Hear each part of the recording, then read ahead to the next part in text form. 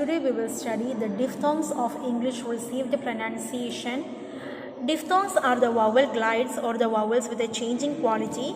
Diphthongs are the sounds during the articulation of which the tongue starts in the position of a particular vowel and it moves to the direction of the position of another vowel, but within the same syllable. The glide should take place within one same syllable.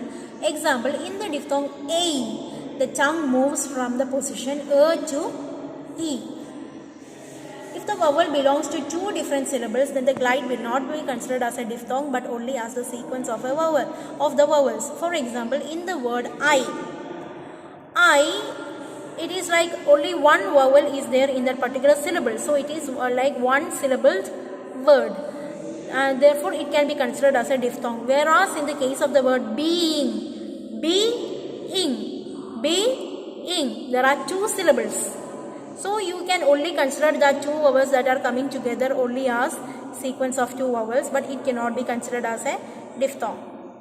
Now, diphthongs are represented by the sequences of two symbols, first one indicating the starting point and the second one indicating the direction of the movement of the diphthong. The starting point is referred to as the first element, and the point to which it is moving, it is pointing to which the glide is made, is known as the second element. For example, in the diphthong A, the first element is A and second element is E.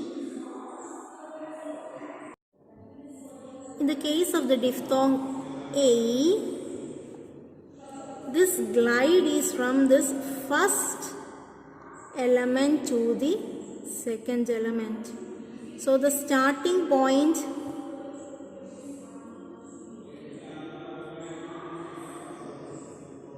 is A, which is the first element, and the point to which it is moving is point to which the glide is made is E, which is the second element. Hope you understood this vowel glide. A, starting point is A and the second element, the starting point is A, so it is the first element, and the second element is E.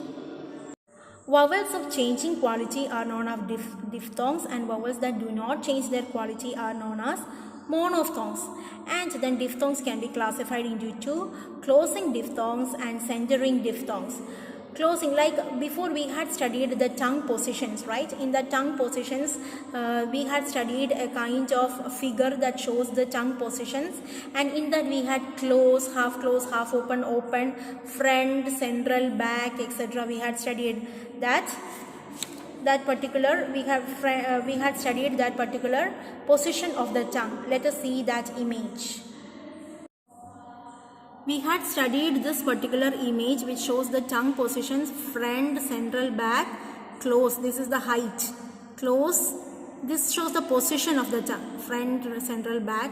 This shows the height to which the tongue is being raised. Close, half open, open. We have to understand this figure to understand the closing diphthong and the centering diphthong. Diphthong in which the glide is from one vowel position to that of the close vowel. Close vowel, as we had seen in that particular figure, it is in the top part, right? The highest high vowel. So it is known as closing diphthong. We shall see in detail by referring to the figure. See the closing diphthong, as we saw the positions. This is the front part of the tongue, this is the central part of the tongue, this is the back of the tongue, and to the height to which it is raised, this is close, this is half close, half open, open. So now all these starting points, first element A, all these A, I, OU, OI, everything, all this from the starting point, it is moving towards which area? It is moving to the close part, right? Close and half close. All of these are moving to the close part. So that is why it is known as closing diphthong. Now closing diphthongs are into two, fronting and retracting. Fronting are the ones that move towards the front part of the tongue. A, I, O is coming to the front part of the tongue, and retracting diphthongs are the ones that are going to the back part of the tongue. So I hope you understood it. Next we will study centering diphthongs, the diphthongs that glide towards the direction of the central vowel or the schwa symbol is known as centering diphthong. There are three centering diphthongs which are ear, air and u. We shall study it by using the image. This is the image that shows the centering diphthong. We had studied the positions of the tongue, that this is the front part, central part and back part. So all these vowels that are coming towards the central part of central vowel are known as centering diphthongs. So the first element is this. We had already studied first element and second element. First element is this E, which is a starting point. Second element is the direction, the point or the direction to which the glide is being made, that is So that is the first element is the starting point and second element is the point towards which the glide is being made. Now again we can classify diphthongs as falling diphthongs and rising diphthongs. What do you mean by falling diphthong and rising diphthong? To study that, we shall again see first element and second element. First element is the starting point. Second element is the point towards which the glide is being made. So falling diphthong is the one in diphthongs in which the greater prominence is on the first element. See this. A is given greater prominence. O is having greater prominence. I is having first prominence. O sound is having greater prominence. A sound is having greater prominence. A is having greater prominence.